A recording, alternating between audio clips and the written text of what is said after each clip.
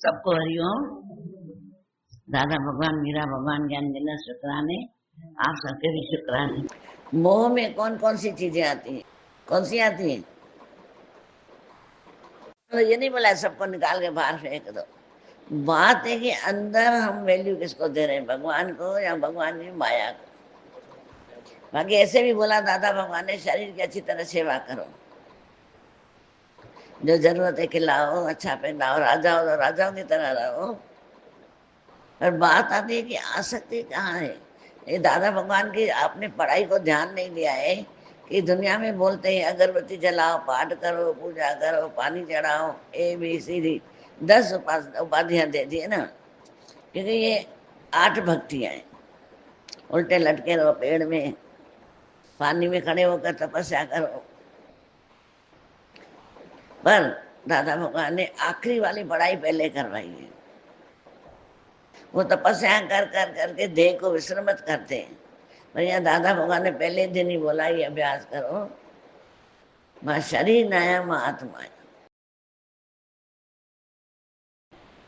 नया मां आत्माया, मौज वो तो माणे जेको खुदीअ खे छॾे सचो आशिक आहे जो कुर्बान तो थे, भगवान के कुर्बान हो जाए। पहले दिन ही पाठ कराया कि मैं शरीर 5 तत्व का नहीं हूँ, ये गाड़ी मिली है अच्छे अच्छे कार्य करने के लिए, गुरु भक्ति करने के लिए, मुक्त होने के लिए। और बाकी शरीर के परिवार जो मिला है उनकी भी सेवा करनी है, छोड़ना थोड़ी है। क्योंकि सन्यासी में जन्म नहीं लिया है हमने, गृहस्थ में लिया है। सेवा सबकी करो पर निर्बंध हो गए। अभी जैसे दादा भगवान ने बोला तुम्हारी औलाद को तुमने कभी ज्ञान का ज्ञ भी नहीं सुनाया। अभी मैं आ रही थी, पॉइंट चल रही थी, सुनाया नहीं है। क्यों? मोह के कारण दुखी हो जाएगा, डिस्टर्ब हो जाएगा। और हम क्या करते, मौका देके औलाद को बोल देते। एक मौका तो जरूर आता है कि वो माँ बाप से प्यार से बात करते हैं, सारे दिन पाँव पड़ते हैं, फिर कल रोते हैं मेरे बच्चे मेरे बच्चे। उसको भी सच के रास्ते में लगा दो, तुम भी सच के रास्ते चलते चलो। भक्त तो बैठा है ना गुरु, मुझना कैसा रोज अहम ब्रह्म तत्वमसि, अहम ब्रह्म तत्वमसि, वो मैं हूँ।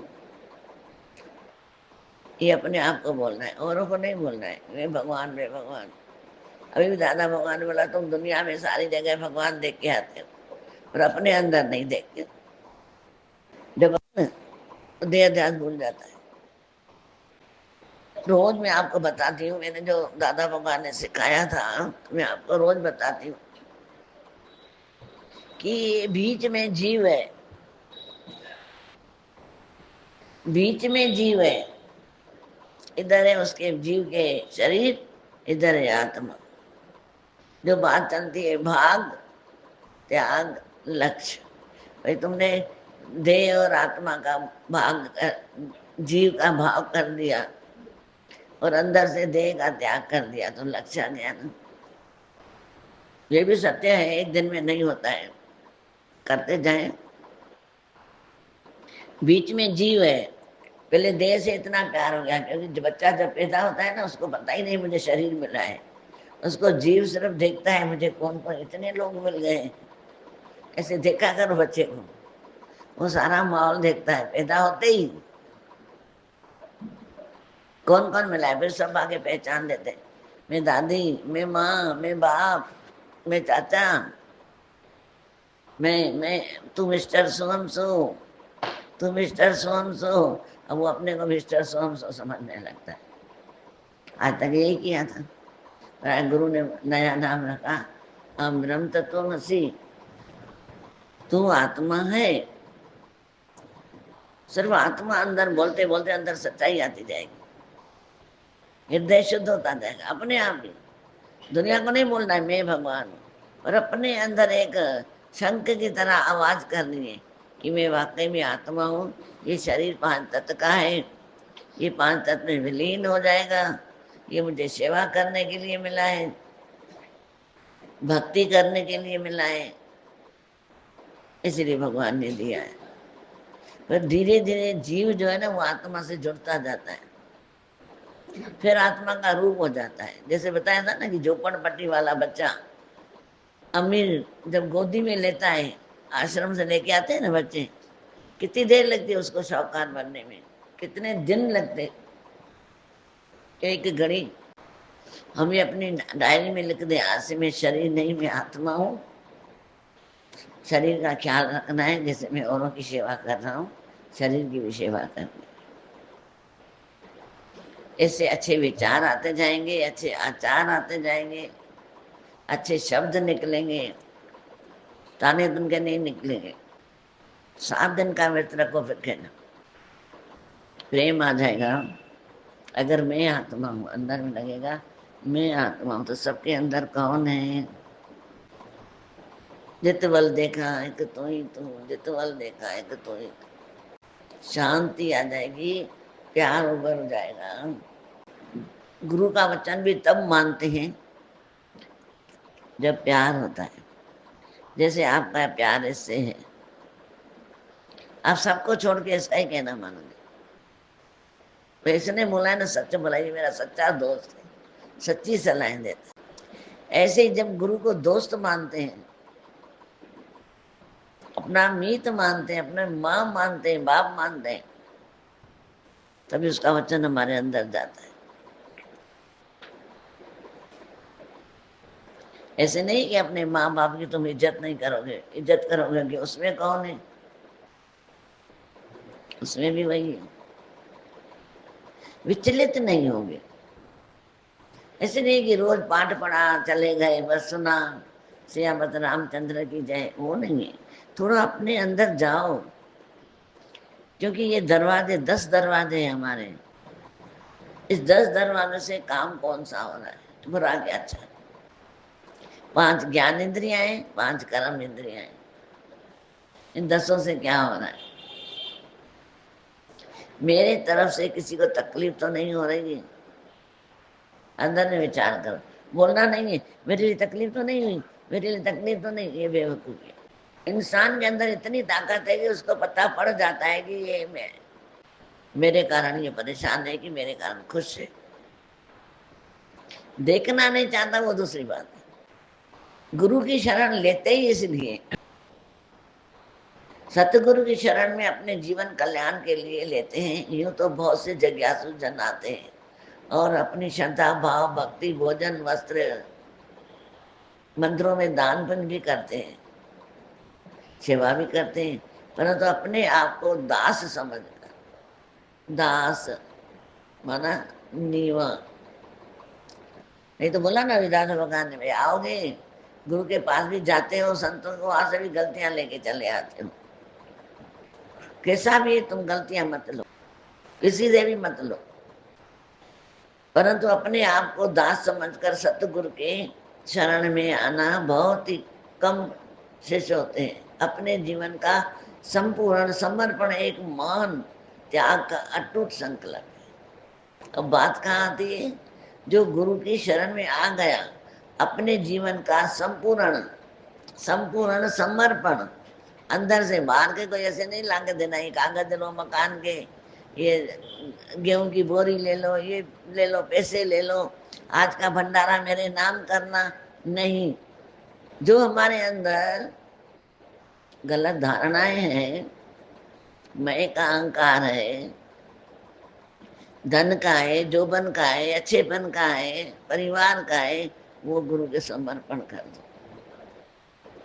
मैं भी हूं तेरी सतगुरु, दिल भी है तेरा, तूने लिया मैं और मेरा गुरु। गुरु का करके संभाल करनी है, अभी गुरु का करके संभाल करनी है, नहीं तो जीवन ऐसे ही चला जाएगा। संसार की सभी सुख की सामग्री, सुख साधन सब कुछ निस्तल है, माना साथ नहीं चलेगा। अंत में कोई हमको मौत से नहीं छुड़ाएगा। आज ऐसी बीमारियां आ जा रही हैं, उनको बोलो चेक दे रहा हूं, अभी का भी ठीक कर, बोलेगा सॉरी, ये तो बस गोपाल के।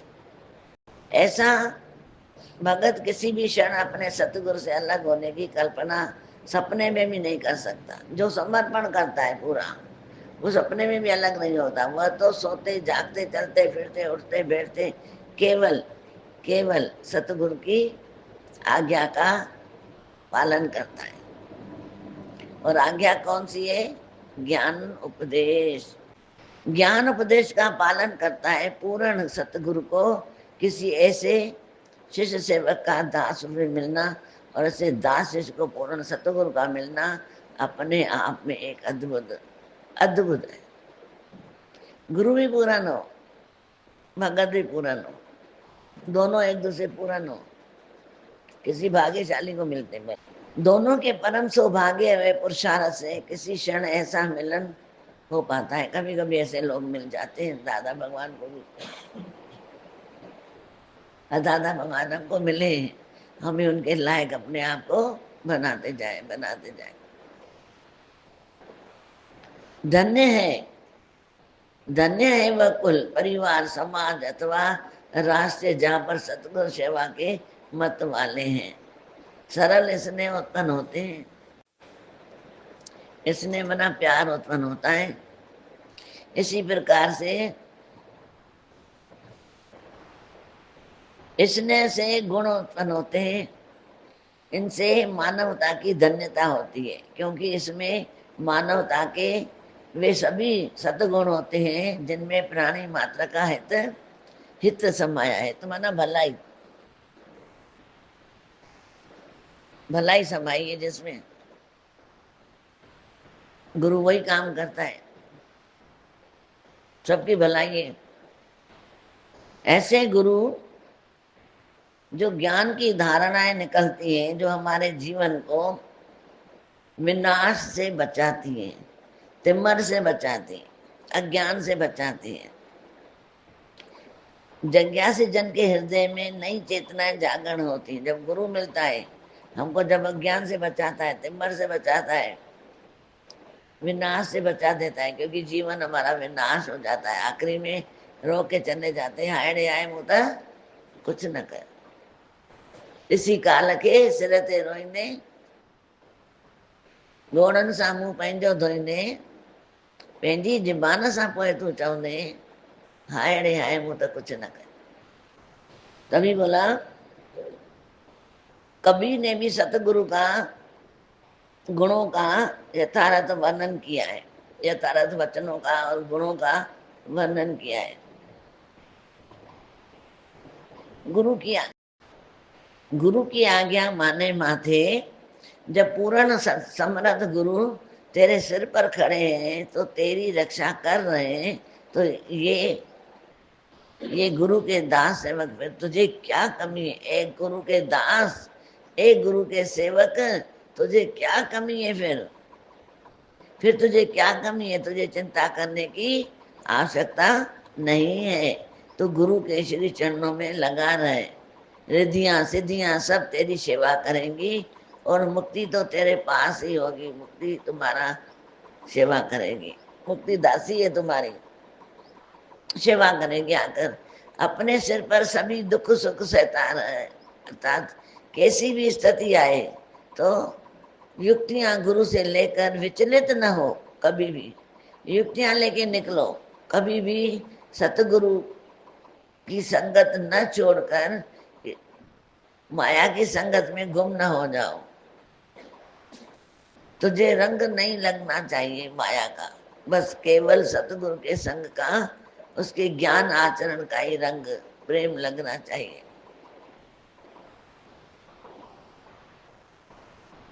कबीरदास कह रहे हैं कि गुरु तो सबको चाहते हैं, गुरु तो सबको चाहते हैं, सबके उद्धार कल्याण के लिए कामना करते हैं, परंतु संसारी अज्ञानी लोग गुरु को नहीं जानते, क्योंकि वे गुरु के महत्व को ही नहीं जानते। जब तक शरीर से मोह है, अभिमान है, तब तक यह सच्चा भगत दास प्रेमी नहीं बन सकता। सतगुरु के ज्ञान वैराग के लक्षण तो दूर से ही दिखाई पड़ जाते हैं। उसका शरीर त्यागी वैरागी से क्षीण सा और मन व्याकुल सा रहता है। वे संसार तथा विषयों से दूर उठे हुए उदास होकर घूमते हैं, उन्हें जग की आसक्ति नहीं होती। भाई जो सतगुरु होते हैं वो ज्ञान में रहते हैं, जगत की वैराग वृत्ति में रहते हैं, उनकी दुनिया के पदार्थों में आसक्ति नहीं होती है, न शरीर में आसक्ति होती है। शरीर से भी मोह निकाल देता है, अभिमान नहीं होता है उन्हें। जिनके हृदय में गुरु के लिए भाव है, दीनता है, सेवा है, प्रेम है, वो कल्याणकारी है, वो कल्याणकारी है। जो ऐसा गुरु मिल जाता है खुद भी कल्याणकारी है, जो मिलता है जिसको वो भी कल्याणकारी है। दादा भगवान ने जो बोल दिया, आज जो शास्त्र पढ़ोगे ना वही बोल रहे हैं, सब पढ़ के देखो। सत्यनारायण की कथा सबने पढ़ी है ना। काठिर ने सत्यनारायण की कथा पढ़ी तो मुक्त हो गया, राइट है।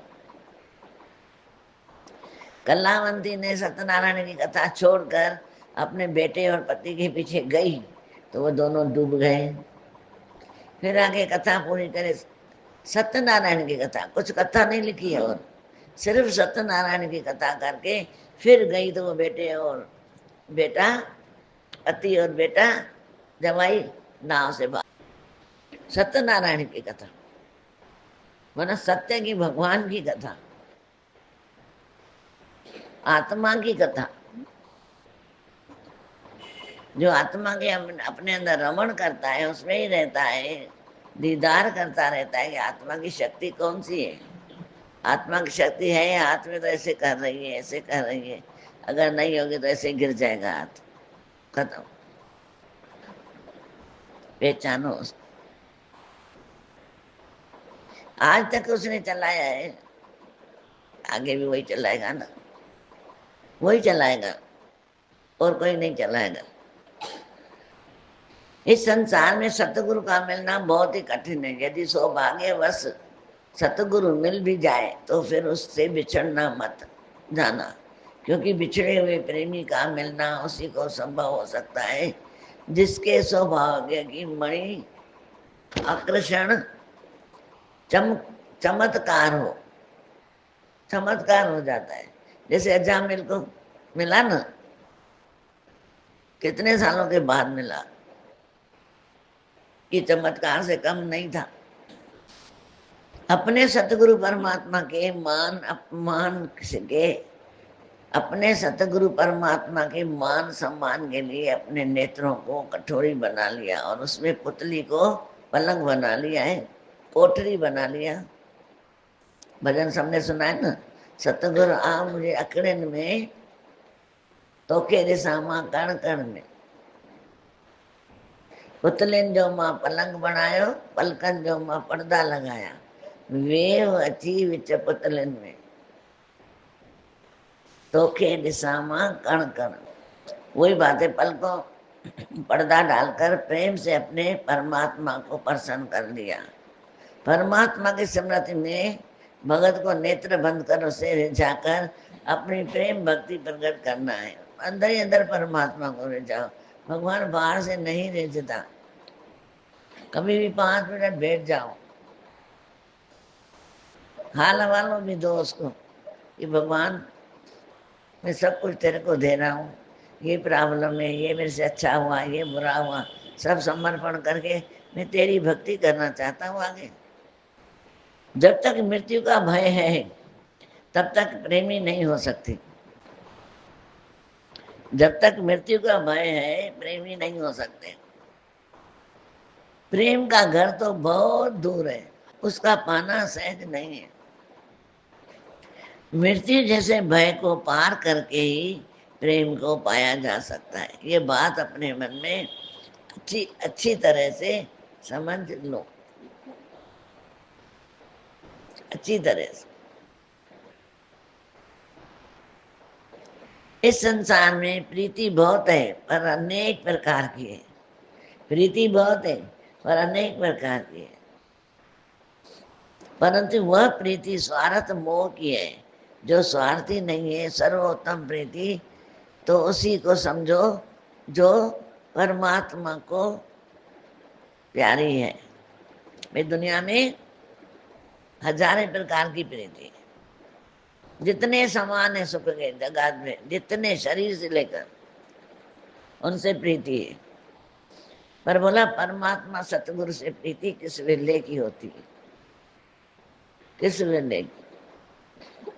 जो प्रीत करके अपना अंदर के परमात्मा को रिझाता है। स्वार्थ रस भगवान को रिझाता है, स्वार्थ रस। हम पहले तो भगवान को स्वार्थ रखते हैं ना। अच्छा, बोला कि भगवान जब तुम्हारे पास आ जाएगा, तुमने प्रकट कर लिया अंदर में भगवान को, तो क्या तुम्हारे पास कुछ नहीं होगा? बोला रिद्धियां सिद्धियां तुम्हारे पास आ जाएंगी, रिद्धियां सिद्धियां आ जाती हैं, स्थायी हो जाता है, स्थायी प्यार परमात्मा का, भक्ति स्थायी हो जाती है। यह संसार स्वार्थ का है, उसमें गुणवान व धनवान है, उनको तो बस सब कोई प्रीत करते हैं, क्योंकि इनसे हर किसी को कुछ न कुछ आशा लगी रहती है। धनवान और गुणवान दोनों से सबकी प्रीति है, क्योंकि कुछ न कुछ आशा लगी रहती है। सच्ची प्रीत परमात्मा को समझो, जो इन सब से अलग और वास्तविकता हो, और असली प्यार परमात्मा का है। आखिरी में भगवान काम आता है, दुनिया वाले भी भगवान देते हैं। राम राम सत्य है, राम राम संग है। ऐसे बोला मैं बैठा हूँ, चिंता मत करो बाबा, इतना धन कमा के रख गया, मैं तुम्हारे रखवाली करूंगा, उधर आके भी बोला नहीं। यहाँ इतने लाख छोड़ के गया, वो लाख भगवान को दो, ब्लैकमेल करो कि भगवान ये लाख दे रहा हूँ, मेरे बाबा को भेज दो, यहाँ तकलीफ ना देना। आंखें बंद हुई, वहां की वहां, यहाँ की यहाँ, खत्म, खेल ही खत्म। सब ये कर्मों का खेत है। किसी का पति चला जाता है, किसी की पत्नी चली जाती है, किसी के पहले माँ बाप जाते हैं, बचपन में पैदा हो गए माँ बाप चले जाते हैं, किसी के फिर बच्चे चले जाते हैं। ये खेल अजूबा है। 1 मिनट के लिए अपने अंदर विचार करोगे ना, ये खेल अजूबा ना जाने कोई, मैं सब कुछ हूँ पर कुछ भी नहीं, ये खेल अजूबा न जाने कोई। भगवान तेरा अजूबा खेल है संसार। जब अजूबा खेल समझोगे ना, जीवन तर जाओगे, जीवन से तर जाओगे। आग की आंच को, तपन को सहना आसान है, और तलवार की धार को सहना और कठिन कार्य नहीं है, परंतु एक रस जिसमें कभी भी कोई अंदर न पड़े, अंतर न पड़े, प्रेम निभाना बहुत ही कठिन है, व्यवहार की बात है। अतः जगत में प्रेम आरंभ में कुछ और बाद में कुछ और हो जाता है। प्यार तो किया था पर बीच में स्वार्थ आ गया, प्यार तो किया था, नफरत आ गई। प्रेम पहले कुछ था, अभी दूसरा और कुछ हो गया है। यहाँ आके भी वृत्ति हमारी खंडन हो जाती है, बनती नहीं है। जीवन की नैया सरल नहीं होती है, चल हम करते जाएं। शुक्राने हैं भगवान के, सतगुरु के शुक्राने हैं।